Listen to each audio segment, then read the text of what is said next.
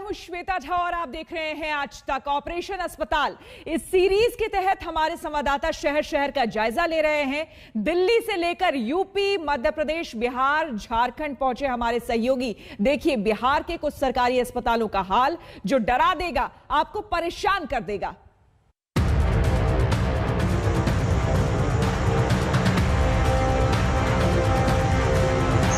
ये बिहार है, कोरोना का हाहाकार है और अस्पताल खुद बीमार है। हमारी टीम जब बिहार के अस्पतालों का हाल जानने निकली तो कई शहरों के बाद यही देखा और समझा।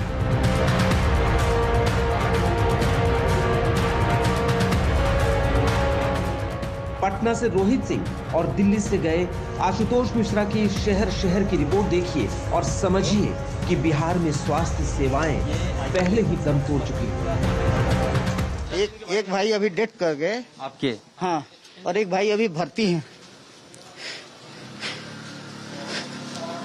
कोई किसी को फोन किया होगा आपने? कुछ तो कोशिश की होगी कोई आए यहाँ पर देखने के लिए? फोन कोई नहीं उठा रहा।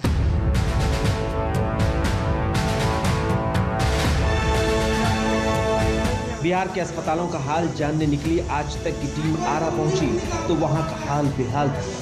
एक मरीज की सांस अटकी हुई थी और अस्पताल के लोग ये तय करने में व्यस्त थे कि उसे देखने की जिम्मेदारी किसकी है। आपकी ड्यूटी है सर यहाँ पर कोविड वार्ड में। मैं आशुतोष मिश्रा हूँ, पत्रकार आज तक से। ये कोविड वार्ड कोविड वार्ड में हमारी ड्यूटी नहीं है सर। कोविड वार्ड में कौशल दुबे जी की ड्यूटी है। ठीक है, मैं कौशल दुबे जी को फोन कर। दुबे जी बोल रहे हैं? ये कोविड वार्ड में एक मरीज है, उनकी हालत एकदम खराब हो रही है सर। उनका ऑक्सीजन जो है 40 के नीचे आ गया है। तो आप कुछ कीजिए ना, जल्दी से एक डॉक्टर भेजिए ना जल्दी से। ठीक है, बात करते हैं। यहाँ कोई डॉक्टर ही नहीं है। एक मरीज की स्थिति बिगड़ रही है, देखने वाला कोई डॉक्टर नहीं है। वो भी जब दोपहर हो चुकी है, बुलाने पर डॉक्टर नहीं आते। ये आरा की व्यवस्था है। जब तक जिम्मेदारी तय होती, मरीज की सांस उखड़ चुकी थी।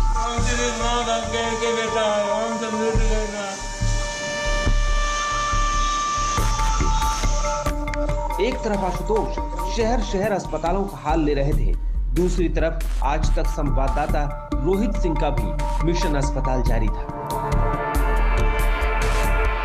मधेपुरा मेडिकल कॉलेज और अस्पताल के अंदर इस वक्त हम मौजूद हैं और मेरे पीछे जब ये देख सकते हैं, ये कोरोना के लिए कंट्रोल रूम यहाँ पर जो है वो बनाया गया है। और कुछ ही दिन पहले नीतीश कुमार के आदेश पर इस पूरे अस्पताल को जो है डेडिकेटेड कोविड अस्पताल के रूप में जो है उसको घोषणा की गई थी। और यहाँ पर बताया गया कि 500 बेड जो है वो कोरोना के मरीजों के लिए जो है उसकी व्यवस्था कर दी गई है। 25 एकड़ में 800 करोड़ की लागत से तैयार इस अस्पताल पर कोसी और सीमांचल क्षेत्र के तकरीबन आधा दर्जन जिले के लोगों का जिम्मा है। लेकिन आज तक ने यहाँ आकर जो देखा वो बिहार के हेल्थ सिस्टम की पोल खोलने वाला था। पीएम केयर्स फंड के द्वारा यहाँ पर वेंटिलेटर दिया गया, लेकिन वेंटिलेटर काम नहीं कर रहा। जब अंतिम समय में मैं काफ़ी जिद किया तो एनेस्थेसिया के डॉक्टर बोले वेंटिलेटर आप खुद खींच करके लाओ। मैं वेंटिलेटर खींच करके लाया। जब पाइपलाइन में लगाने की कोशिश हुई तो कहा गया कि पाइपलाइन काम नहीं कर रहा है। खुद मेडिकल सुपरिटेंडेंट ने स्वीकार किया कि अस्पताल में 500 बेड का इंतजाम तो है, लेकिन उसके लायक इंफ्रास्ट्रक्चर नहीं। 500 बेड पहले से यहाँ घोषित है, लेकिन 500 बेड के लिए हमारे पास इंफ्रास्ट्रक्चर जो मैन पावर होना चाहिए अभी तक नहीं दिया गया है। शुरू से ही अभी तक मेरे पास 102 बेड के लिए कोविड का हम लोग इलाज कर रहे थे। ऐसे 354 बेड कोविड के लिए घोषित था पिछले मार्च में, 2020 मार्च में, जिसमें 102 बेड अभी मेरा फंक्शनिंग है।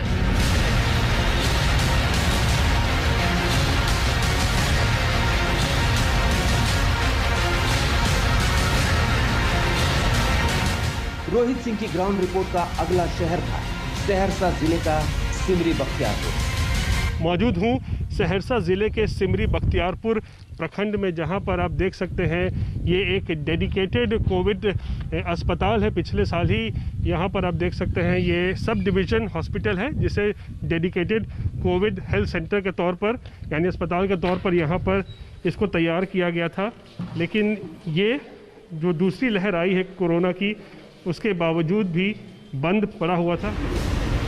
5 स्टार होटल की तरह चमचमाता कोविड अस्पताल, लेकिन एक भी मरीज नहीं, ताला बंद। क्या ये इलाका कोरोना से जंग जीत चुका है? अभी यहाँ पे टेस्टिंग कर रहे हैं, यहाँ उस तरह का गंभीर किस्म का लक्षण नहीं दिखाई पड़ा है। हम लोग डेली 10-12 पॉजिटिव यहाँ निकलता है, लेकिन उसमें लक्षण प्रकट नहीं होता है। वो हम आइसोलेशन में हम लोग उसकी निगरानी रखते हैं, डेली उससे फ़ोन से बात करते हैं। यदि कुछ लक्षण डेवलप ज़्यादा होता है तो हम लोग उसको जिला भेजते हैं। वैसे बातों बातों में बीडीओ साहब ने मान लिया कि डॉक्टरों की भारी किल्लत है, इसलिए पहले मरीजों को सहरसा के जिला अस्पताल रेफर किया जाता है, यानी इस अस्पताल की सेवा बैकअप के तौर पर। तो ये है बिहार के हेल्थ सिस्टम का असली रूप। ऐसे वक्त में जब राज्य में कोविड केस बढ़ रहे हैं, अस्पतालों की बदहाली डराने वाली है। आशुतोष मिश्रा के साथ रोहित सिंह, सहरसा, आज तक। बिहार के स्वास्थ्य मंत्री हैं मंगल पांडे। मंत्री जी के पास कोरोना पर दवा का पता नहीं, दावे तो भरपूर हैं। पटना के हमारे सहयोगी सुजीत झा ने मंगल पांडे से बातचीत की। क्या कहा मंत्री जी ने, सुनिए। बिहार में कोरोना की स्थिति लगातार गंभीर होती जा रही है। ये संक्रमण कहाँ रुकेगा, इसका कुछ पता नहीं चल पा रहा है। सरकार भी बेबस नजर आ रही है। हमारे साथ बिहार के स्वास्थ्य मंत्री मंगल पांडे हैं।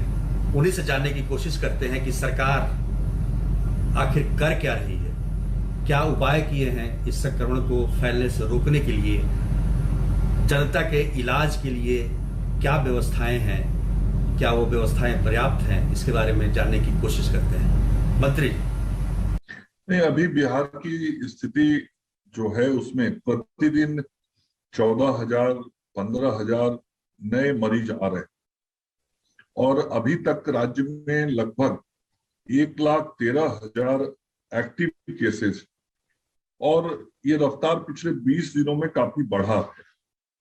और हम सब लोग महसूस कर रहे हैं कि कोरोना का ये जो रफ्तार बढ़ा है उसके कारण निश्चित रूप से कठिनाइयां बढ़ी हैं, चुनौती बढ़ी है, और इन कठिनाइयों और चुनौतियों का सामना हम लोग कर रहे हैं।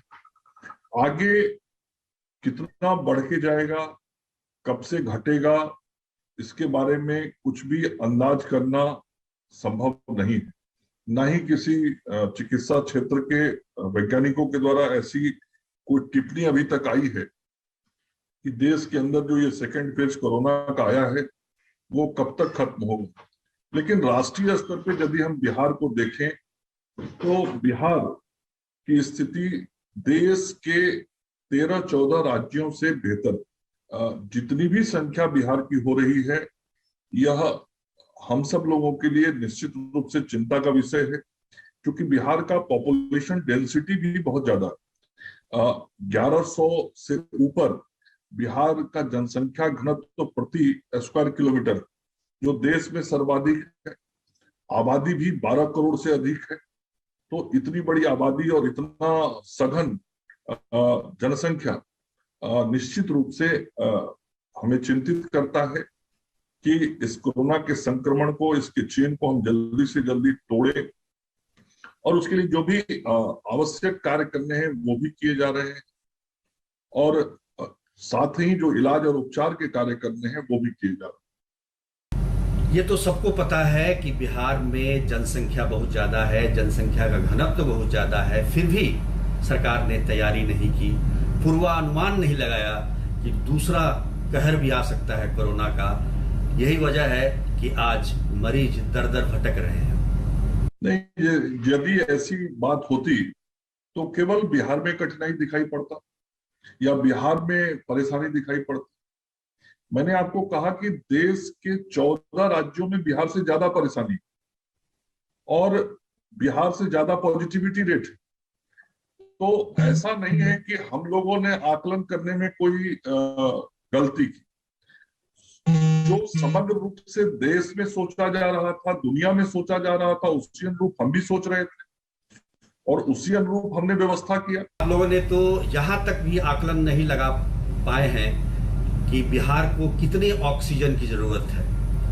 मुख्यमंत्री ने उच्च स्तरीय बैठक में ये कहा भी है स्वास्थ्य विभाग को कि ये पता लगाएं कि बिहार को कितना ऑक्सीजन चाहिए। नहीं, बिल्कुल ऐसी स्थिति नहीं है। सत्य तो ये, और कठिनाई यदि कुछ आई तो पटना में ही आई, दूसरे सुदूर जिलों में या अनुमंडलों में ऑक्सीजन की दिक्कत नहीं है अभी तक सुजीत जी। 7-8 दिन पहले पटना में जरूर 2-3 दिन तक मांग और आपूर्ति लगभग बराबर जैसा था, इसलिए थोड़ी कठिनाई महसूस सब लोग करते थे, लेकिन अब आपूर्ति हमारी बढ़ी है। बिहार का ही पड़ोसी राज्य है झारखंड, जहां से सरकारी अस्पतालों की हालत अगर आप देखें तो आप बेहाल हो जाएंगे, क्योंकि वो खुद बीमार है। हमारे सहयोगी आशुतोष वहां पर पहुंचे, चतरा धनबाद। तो अस्पताल तो थे लेकिन इलाज नदारद थी।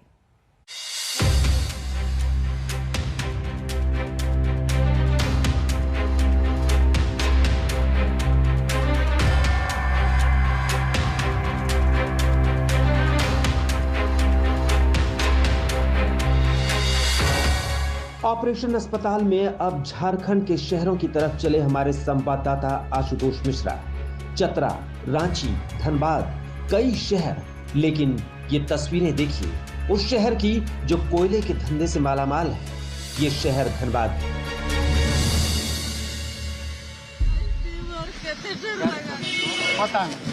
बहुत दिक्कत में है सर, दिनों में 8.5 साल से हम कुछ को पल करके जिंदा रखे, और कैथेटर लगाते रहा तो राष्ट्रीय लगाते रहा। धनबाद के सबसे बड़े सरकारी अस्पताल में आंसू का सैलाब है। 100 बेड वाले हॉस्पिटल में कोरोना के तूफान का सामना करने की ताकत नहीं। मरीज वापस जा रहे हैं, मौतें हो रही हैं और सरकार से सवाल कर रही है। पॉजिटिव दिखाया है इनका ये, लेकिन यहाँ पर कंडीशन ऐसा देख रहे हैं कि मान ले कि यदि गार्जियन को आप पेशेंट के पास जाने के लिए नहीं दे पा रहे हैं तो कम से कम अंदर से तो पूर्ण क्योर होना चाहिए पेशेंट के लिए, तभी तो लोग नहीं जाएगा गार्जियन। लेकिन यहाँ कंडीशन ऐसा है कि अभी हम गए थे उसका डायपर चेंज करने के लिए अंदर पीपी किट पहन करके, और उस कंडीशन में अभी जो सलाइन चल रहा था, सलाइन माथा के ऊपर टंगा हुआ है, आधा से अधिक सलाइन उसका बेड पर गिर गया। हमने बोला कि सर आप लोग कैसे सलाइन कर रहे हैं, तो बोले नहीं ठीक है मैं कर दूंगा। अस्पताल में मरीज ज्यादा, बेड कम पड़ गए तो बरामदा ही वार्ड बन गया। ना ऑक्सीजन, ना डॉक्टर, पता ही नहीं कौन नेगेटिव कौन पॉजिटिव। मरीजों का ऑक्सीजन लेवल गिर रहा है, चीख पुकार मच रही है, लेकिन गुहार हो गई। हाँ, जितना है उतना लगाया हुआ है। कितने बेड हैं आपके पास और कितने पर ऑक्सीजन है? अभी 10 बेड पे ऑक्सीजन हम लोग का अवेलेबल है। टोटल हैं कितने बेड आइसोलेशन के? आइसोलेशन के 40 बेड्स हैं और 10 बेड पे ऑक्सीजन लगाया हुआ है। और हम लोग को 1-2 सिलेंडर रिजर्व रखना पड़ता है, ताकि कुछ पेशेंट्स को हम लोग अगर खत्म हो जाता है सिलेंडर तो फिर हम लोग लगा सकें। अगर हम लोग नहीं रखेंगे तो अगर सिलेंडर में ऑक्सीजन खत्म हो जाता है तो फिर हम लोग को कैसे बैकअप देंगे। कैमरे के सामने अफसर दावे तो बहुत करते रहे, लेकिन इस महिला के बेटे को साफ कह दिया गया, आप यहाँ से जाएं। किसी पेशेंट को आप मना कैसे कर सकते हैं ऑक्सीजन देने का? कहीं और उनको बोल रहे हैं। भैया क्या बोला आपको डॉक्टर ने? बोला यहाँ ऑक्सीजन नहीं है, कहीं और मजिस्ट्रेट साहब आपके सामने बोला है।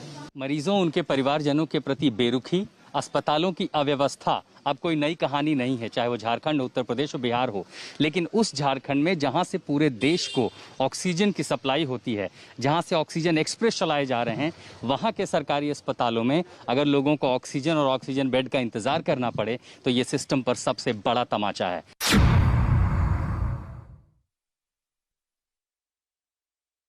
हमारे ऑपरेशन अस्पताल का दूसरा शहर है चतरा। हमारी टीम यहां के सरकारी अस्पताल पहुंची तो यह हॉस्पिटल खुद अव्यवस्था के वायरस से संक्रमित था।